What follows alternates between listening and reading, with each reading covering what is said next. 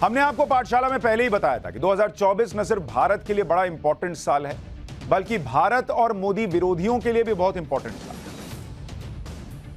इसके लिए मतलब उनके लिए कहिए कि आखिरी मौका है नरेंद्र मोदी को रोकने, और इसलिए नरेंद्र मोदी पर चौतरफा हमले बढ़ गए। इन हमलों की पूरी कुंडली आज खोलने जा रहे हैं। किसका दिमाग चल रहा है इसके पीछे वो बताने वाले।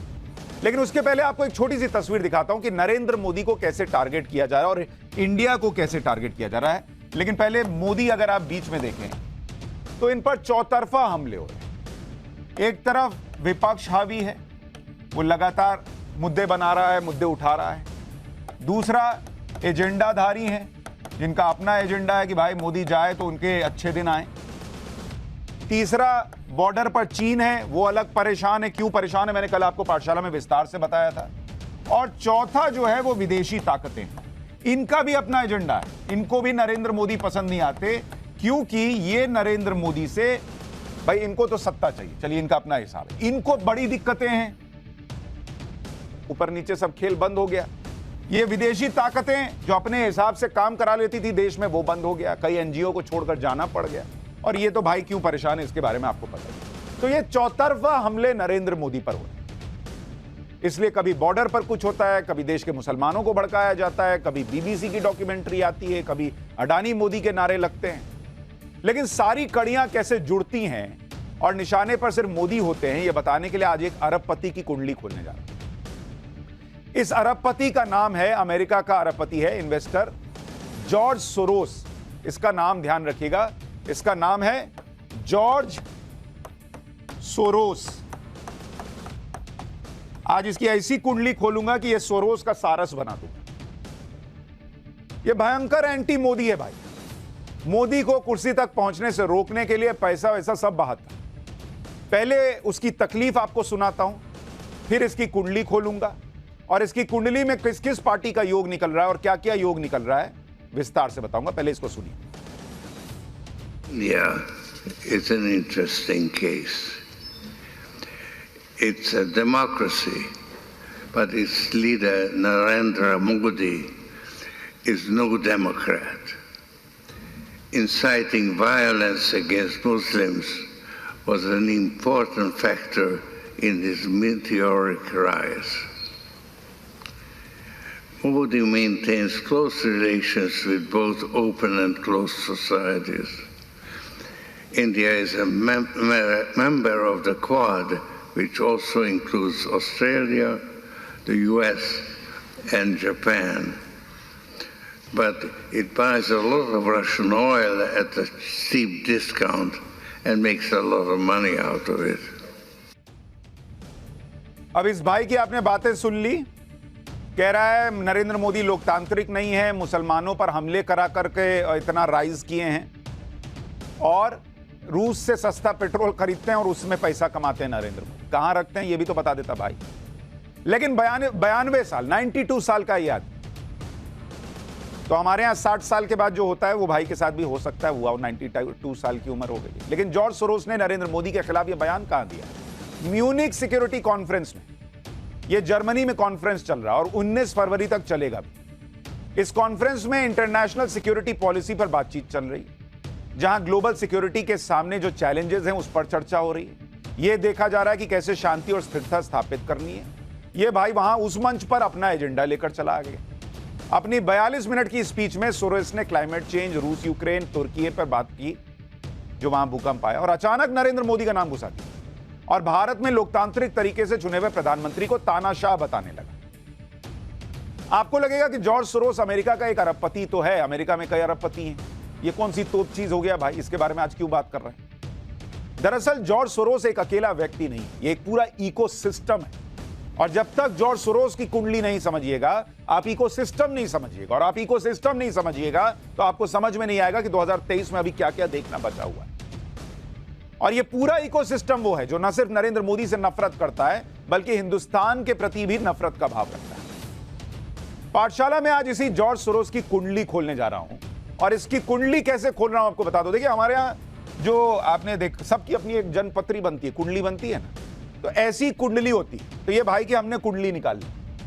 और इसमें आप देखेंगे ये छठा घर शत्रु का होता है कुंडली में, चौथा घर मित्र का होता है, 10वां घर कर्म का होता है, 9वां घर भाग्य का होता है। तो हमने जरा इसकी कुंडली खोली और आज इसी कुंडली के हिसाब से आपको बताऊंगा कि इसके किस घर में कौन बैठा हुआ है। लेकिन हम जो है ये एस्ट्रोलॉजी के हिसाब से नहीं करेंगे, हम भाई पाठशाला में पत्रकार आदमी, हम हॉरोस्कोप के हिसाब से नहीं, बल्कि पाठशाला की गहन रिसर्च के हिसाब से इसकी कुंडली खोल देंगे आज। मैंने कहा ना, सोरोस का सारस बना दूंगा आज। ये भाई साहब कौन है, पहले थोड़ा सा आपको उसका डिटेल देता हूं, फिर इसकी कुंडली पर आता हूं। इसका इतिहास जानना चाहिए, कैसे इस आदमी ने दुनिया के कई देशों में आर्थिक उथल पुथल भी मचाई। ये जॉर्ज सोरोस हंगरी में पैदा हुए अमेरिकन अरबपति इन्वेस्टर हैं, समाज सेवी खुद को बताते हैं। जॉर्ज सोरोस 1956 में अमेरिका आए। 2011 तक जॉर्ज सोरोस बड़े बड़े लोगों के निवेश का मैनेजमेंट देखते थे और यही मैनेजमेंट देखते देखते भाई ने करीब $8.5 बिलियन की संपत्ति बना ली, मतलब करीब 70,000 करोड़ से ज्यादा। जॉर्ज सोरोस ने 1984 में ओपन सोसाइटी फाउंडेशन की स्थापना की। किसकी? ओपन सोसाइटी फाउंडेशन, ये नाम याद रखिएगा, जो दुनिया के करीब 120 देशों में काम कर रहा है। ओपन सोसाइटी फाउंडेशन के जरिए जॉर्ज सोरोस दुनिया भर में अभिव्यक्ति की आजादी, सरकार की जवाबदेही, न्याय, समानता के लिए काम करने वाले संगठनों का समर्थन और फंडिंग करने का दावा करता है। इसकी कुंडली में खुद पैसा ही पैसा है। लेकिन भारत में जॉर्ज सोरोस की गतिविधियां कब शुरू हुई, कैसे भारत में जॉर्ज सोरोस के ओपन सोसाइटी ने फंडिंग शुरू की, थोड़ा सा उसके बारे में बताता हूं। भारत में जॉर्ज सोरोस की एक्टिविटी 1999 में शुरू। ये इसका भाग्य वाला 9वां घर जो है ना, वहां से बता रहा हूं इसका भाग्य कैसे चमका। पैसा कमाया 70,000 करोड़, ये इसके भाग्य वाले घर का बता रहा हूं। 2014 से 2020 तक ओपन सोसाइटी फाउंडेशन ने भारत में करीब $12 मिलियन, करीब 100 करोड़ रुपए की फंडिंग कर दी। इस फंडिंग में 33% डेमोक्रेटिक प्रैक्टिस के नाम पर की और 31% funding justice reform and rule of law के नाम पर की। 2016 में फॉरेन कंट्रीब्यूशन रेगुलेशन एक्ट यानी FCRA के नियमों के उल्लंघन के आरोप में केंद्रीय गृह मंत्रालय ने ओपन सोसाइटी को वॉच लिस्ट में डाल दिया। इस मामले को 2020 में ओपन सोसाइटी ने दिल्ली हाईकोर्ट में चुनौती दी। मामला अभी कोर्ट में है। लेकिन पहले आपको जॉर्ज सोरोस की कुंडली के छठे घर के बारे में बता दूं। जरा ये कुंडली खोलिए, यहां डालिए जरा कुंडली। ये भाई की कुंडली है। अब इसका छठा घर जो होता है, किसी का भी छठा घर कुंडली का होता है, वो शत्रु का होता है।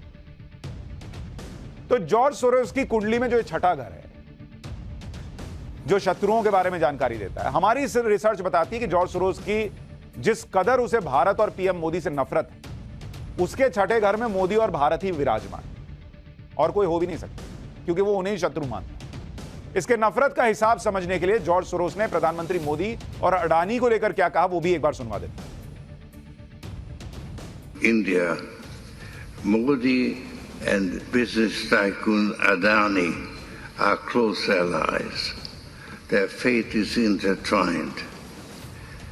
Adani Enterprises tried to raise funds in the stock market but failed. Modi is silent on the subject, but he will have to answer questions from foreign investors and in Parliament. This will significantly weaken Modi's stranglehold on India's federal government and open the door to push for much-needed institutional reforms. I may be naive, but I expect a democratic revival in India. ये भाई भी यही सपने देख रहा है कि अडानी डूबेंगे तो साथ में मोदी डूब जाएंगे, इंडिया में लोकतंत्र वापस आ जाएगा। भाई तुम्हें लगता होगा इंडिया में लोकतंत्र, लेकिन एक आदमी अमेरिका में रहने वाला, इतना पैसा कमाने, उसका इंडिया में क्या इंटरेस्ट है? इंडिया में पैसा भर भर के दे रहा है। अभी सब कनेक्शन बताऊंगा। भारत और प्रधानमंत्री मोदी के खिलाफ सोरोस का यह एजेंडा नया नहीं है। 2020 के वर्ल्ड इकोनॉमिक फोरम में जॉर्ज सोरोस ने पीएम मोदी को तानाशाह कहा। सोरोस ने अपने स्टेटमेंट में कहा था कि प्रधानमंत्री नरेंद्र मोदी अमेरिका के तत्कालीन राष्ट्रपति डोनाल्ड ट्रंप, चीन के राष्ट्रपति शी जिनपिंग, रूस के राष्ट्रपति व्लादिमीर पुतिन लोकतंत्र का गला घोंटकर तानाशाही को बढ़ावा दें। प्रधानमंत्री नरेंद्र मोदी भारत को हिंदू राष्ट्र बनाना चाहते हैं। भारत में लोकतांत्रिक तरीके से चुनकर आए प्रधानमंत्री कश्मीर में प्रतिबंध लगाकर वहां लोगों को दंडित कर रहे हैं। जिस कश्मीर में रिकॉर्ड टूरिज्म बढ़ा हुआ है, वहां 5G पहुंच गया। यह भाई का एजेंडा है कि वहां कश्मीरियों को दंडित किया जा रहा है। और लाखों मुसलमानों से नागरिकता छीनने की धमकी दे रहे हैं। ये इतना पैसा कमा के अंग्रेजी में झूठ बोल रहा है कि नागरिकता छीनी जा रही है मुसलमानों की। किसकी नागरिकता छीनी गई? लेकिन ये भाषा सुनिए, ये बातें सुनिए, एकदम वही बातें हैं जो हमारे यहां के एजेंडाधारी बोलते हैं। 2020 के ही वर्ल्ड इकोनॉमिक फोरम में जॉर्ज सोरोस ने एक ऐलान भी किया था। जनवरी 2020 में जॉर्ज सोरोस ने एक ग्लोबल यूनिवर्सिटी बनाने के लिए $1 बिलियन देने का वादा किया। इस यूनिवर्सिटी का लक्ष्य क्या था? राष्ट्रवादियों से लड़ना। मतलब यह बोला कि भाई मोदी को रोको, उसके लिए पैसा लगाओ जितना लगाना है। $1 बिलियन बहा दिया भाई ने कि राष्ट्रवादियों से लड़ो। जॉर्ज सोरोस के मुताबिक दुनिया भर में राष्ट्रवादी विचारधारा के लोग और जलवायु परिवर्तन सबसे बड़ी समस्या है। राष्ट्रवादी विचारधारा के लोग समस्या है जो हमारी सभ्यता के लिए खतरा है। भैया तुम सबसे बड़े खतरा हो, पहले तो ये देखो। जॉर्ज सोरोस के बयान पर बीजेपी ने कहा कि इसका जवाब हर हिंदुस्तानी को देना चाहिए। प्रधानमंत्री मोदी ऐसी किसी ताकत के सामने नहीं झुकेगी। जॉर्ज सोरोस का ये ऐलान कि वो हिंदुस्तान में मोदी को झुका देंगे, हिंदुस्तान की लोकतांत्रिक ढांचे से चुनी हुई सरकार को ध्वस्त करेंगे, उसका मुंहतोड़ जवाब हर हिंदुस्तानी को देना चाहिए। लोकतांत्रिक ढांचे से चुनी गई हिंदुस्तान की सरकार और हिंदुस्तान के प्रधान सेवक नरेंद्र मोदी ऐसे गलत इरादों के सामने सर नहीं झुकाएंगे। नरेंद्र मोदी के प्रति जॉर्ज सोरोस की नफरत को आप इस बात से भी समझ सकते हैं कि अपनी पकाऊ और उबाऊ स्पीच में जॉर्ज सोरोस ने तुर्की के राष्ट्रपति एर्दोगन का जिक्र करते हुए भी उनकी तुलना नरेंद्र मोदी से कर दी। Erdogan has much in common with Modi, but while Modi seemed to be firmly in the saddle until recently, Erdogan has mismanaged the Turkish economy, and he will face elections in May. All his efforts are focused on winning the elections. जिसका खुद का focus Narendra Modi को सिर्फ कुर्सी से उतारने पर है, वो बता रहा है कि नरेंद्र मोदी का सारा फोकस चुनाव जीतने पर है। तो नेता का फोकस काहे पे होता है? और चुनाव जीतने पर फोकस होने से कोई चुनाव जीत जाता है क्या? तो ऐसे तो बहुत सारे लोग फोकस लिए बैठे हैं, बिना काम किए लोग जीत जाते हैं। लेकिन ये भाई की बातें सुनिए, इसको हर जगह लगता है सपने में भी नरेंद्र मोदी ही आते होंगे। तो इसकी कुंडली में मैंने आपको जो कुंडली दिखाई, छठा घर शत्रु नरेंद्र मोदी, भाई की कुंडली मैंने आपको बता दी। अब आपको बताता हूं इसके चौथे घर में जो मित्र हैं, जॉर्ज सोरोस की कुंडली का चौथा घर जो मित्रों के बारे में बताता, वहां हमको रिसर्च में कौन मिला। हाल के दिनों में एक पैटर्न साफ दिखाई दे रहा है, चाहे हिंडनबर्ग हो, बीबीसी डॉक्यूमेंट्री हो, इन सभी को आधार बनाकर कांग्रेस खुलकर सरकार पर हमले करती है। विपक्ष की पार्टी ये करना भी चाहिए। चलिए, जॉर्ज सोरोस के मामले में ऊपर से ऐसा नहीं दिख रहा, लेकिन जॉर्ज सोरोस और कांग्रेस का कनेक्शन कुछ तस्वीरों में तो हमें दिखा जब हमने रिसर्च की। जॉर्ज सोरोस और कांग्रेस के कनेक्शन की सबसे ताजा तस्वीर आपको दिखा रहा हूं। यह तस्वीर जरा यहां डालिए, जिसको मैं आपको दिखा रहा हूं। यह तस्वीर आप देख रहे हैं, ये राहुल गांधी हैं, लेकिन इस तस्वीर में इंपॉर्टेंट है ये आदमी। ये आदमी कौन है? जो 2022 में राहुल गांधी की भारत जोड़ो यात्रा के दौरान ये तस्वीर ली गई थी। ये राहुल गांधी के साथ सफेद कुर्ते में चलने वाला शख्स जो है, इसका नाम है सलील शेट्टी। और ये सलील शेट्टी कौन है भाई? ये जॉर्ज सोरोस, जिसके बारे में अभी आपको बता रहा था, उसी के फाउंडेशन ओपन सोसाइटी का उपाध्यक्ष। जॉर्ज सोरोस का सपना नरेंद्र मोदी को कुर्सी से उतारना, और उनकी ओपन सोसाइटी, ये देखिए ऊपर लिखा ना, ये डालिए जरा वो ओपन सोसाइटी वाला, ये ओपन सोसाइटी फाउंडेशन। सलील शेट्टी यहां दिखाइए जूम करके, सलील शेट्टी वाइस प्रेसिडेंट ये आदमी है, और ये राहुल गांधी की भारत जोड़ो यात्रा में चल रहा है। और ये ग्लोबल प्रोग्राम देखते हैं इनके फाउंडेशन। तो मित्र घर में हमें कुछ रिसर्च में कुछ तस्वीरें मिली, वो आपके सामने रख रहे हैं। कांग्रेस के एक और नेता हैं शशि थरूर।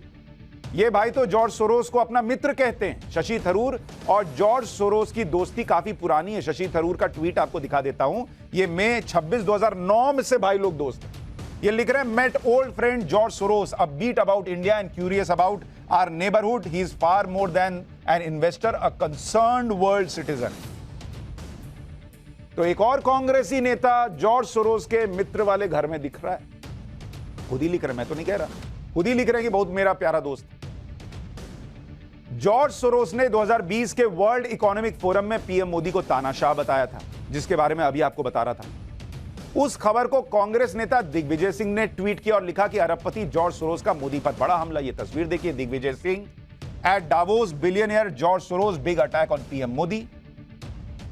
कांग्रेस के नेता मित्र घर ट्वीट भी कर रहे हैं।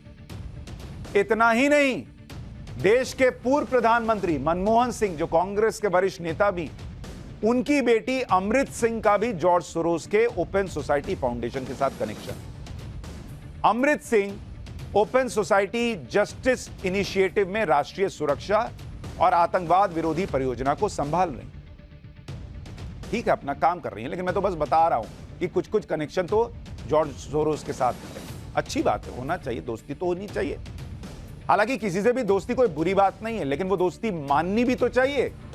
कांग्रेस जॉर्ज सोरोस के बयान पर कह रही है क्या, वो भी सुन लीजिए। कांग्रेस नेता जयराम रमेश ने ट्वीट किया और लिखा कि जवाहरलाल नेहरू के दिखाए मार्ग से ही भारत में डेमोक्रेटिक रिवाइवल होगा। सोरोस जैसे लोग हमारा लोकतंत्र निर्धारित नहीं कर सकते। जो कांग्रेस पार्टी और उसके नेता दुनिया में कोई गाली दे दे नरेंद्र मोदी को या भारत को, बता दे यहां लोकतंत्र नहीं बचा, जो खुद कहते हैं यहां पर हिटलर शाही चल रही है, वो सोरोस के बारे में अचानक लिख रहे हैं कि भाई ये सोरोस हमको नहीं बताए। हो सकता है लग रहा हो, अच्छी बात। जॉर्ज सोरोस के कर्मों की कुंडली खोलूं उससे पहले आपको जॉर्ज सोरोस का एक बयान सुनाता हूं, जिसमें यह आदमी खुद ही कह रहा है कि वो कितना नैतिक है। एक बार सुनिए इसका बयान। Which George Soros am I talking to now? The amoral George Soros or the moral George Soros?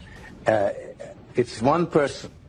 It's one person who at one time engages in amoral activities and at the rest of the time tries to be moral. तो ये आदमी वो है जो खुद बता रहा है कि ये नैतिकता अनैतिकता नहीं देखता जब पैसा कमाने की बारी आती। पैसा कमा लेता है, इसको फर्क नहीं पड़ता कौन डूब रहा है कौन बच रहा है, लेकिन उसके बाद जो है वो जितना पैसा कमाता है उसमें से कुछ पैसा ये अपने एजेंडे के लिए इधर उधर लगाता है, जिसको ये कहता है कि मैं दुनिया की मदद कर रहा हूं।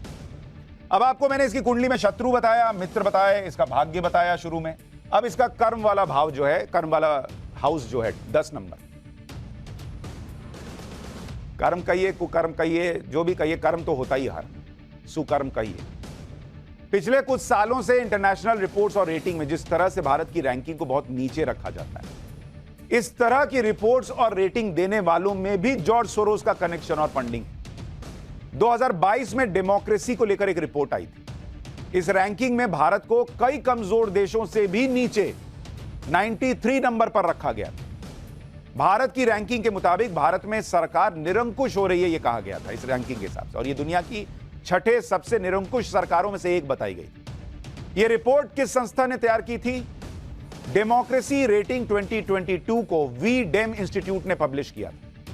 वी-डेम इंस्टीट्यूट एक स्वतंत्र रिसर्च संस्थान है। रिसर्च के लिए वी-डेम इंस्टीट्यूट को कई सरकारें और प्राइवेट संस्थान फंड देते हैं। जॉर्ज सोरोस का ओपन सोसाइटी फाउंडेशन भी वी-डेम इंस्टीट्यूट को भारी भरकम फंड देता है। उसने खुद अपनी वेबसाइट पर डाला है भैया कि हम इससे पैसा लेते हैं। अब ये तो बहुत आसान सी बात है समझने के लिए कि जो व्यक्ति भारत और नरेंद्र मोदी से इतनी नफरत करता हो, वो भारत और मोदी को बढ़िया बताने वाली किसी एजेंसी को फंडिंग तो देगा नहीं। भाई आपको पैसा दे रहा है और आप कहोगे कि नहीं मोदी बहुत अच्छा काम कर रहे हैं, इंडिया टॉप का डेमोक्रेसी है, तो कहेगा लाओ पैसा, लाओ वापस लाओ। तो वो पैसा दे रहा है, वो बता रहा है कि इंडिया एकदम खत्म है, लोकतंत्र खत्म है। वी-डेम इंस्टीट्यूट जैसे संस्थानों की रेटिंग को आधार बनाकर भारत में सरकार पर हमले होते हैं, और हमले भी कांग्रेस पार्टी करती है। वी-डेम इंस्टीट्यूट की 2022 की डेमोक्रेसी रिपोर्ट को ही आधार बनाकर कांग्रेस नेता शशि थरूर ने मोदी सरकार पर हमले किए। यह उनका ट्वीट आपको दिखा रहा हूं। शशि थरूर ने 5 मार्च 2022 को ट्वीट किया, जिसमें लिखा कि विश्व स्तर पर सम्मानित वी-डेम इंस्टीट्यूट की रेटिंग में भारत के लोकतंत्र की रेटिंग 23% की गिरावट को देखकर दुख हुआ है। जॉर्ज सोरोस की कुंडली के 10वें घर के बारे में आपको बता रहा हूं, जो उनके कर्मों की जानकारी देता है। जॉर्ज सोरोस वो शख्स हैं जिस पर कई देशों में राजनीतिक स्थिरता, अस्थिरता पैदा करने, सरकारों के खिलाफ साजिश रचने जैसे गंभीर आरोप। इसके लिए जॉर्ज सोरोस भारी फंडिंग करते हैं, प्रभाव का इस्तेमाल करते हैं। जॉर्ज सोरोस ने अमेरिका के पूर्व राष्ट्रपति जॉर्ज बुश के खिलाफ अपनी पूरी ताकत लगा दी। साल 2003 में जॉर्ज सोरोस ने कहा था कि बुश को सत्ता से हटाना उनका मकसद है, ये उनके लिए जिंदगी और मौत का सवाल है। सोरोस ने कहा था कि अगर कोई बुश को सत्ता से बेदखल करने की गारंटी लेता है तो वो उस पर अपनी पूरी संपत्ति लुटा देगा। बुश के खिलाफ प्रचार में कई मिलियन डॉलर खर्च कर दिए थे साथ। बहुत खतर, क्योंकि पैसा है भाई के पास, खतरनाक आदमी है, उम्र 92 है, लेकिन लक्षण देख लीजिए। जॉर्ज सोरोस के ऐसे ही कर्मों की वजह से कई देशों में उनके खिलाफ जांच हुई। जॉर्ज सोरोस की ओपन सोसाइटी को वहां से भागना पड़ा। हंगरी में 2018 में जॉर्ज सोरोस की संस्था ने हंगरी छोड़ दी।